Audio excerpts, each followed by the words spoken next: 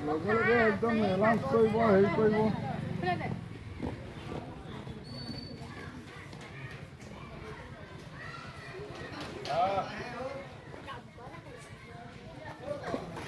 মঞ্চ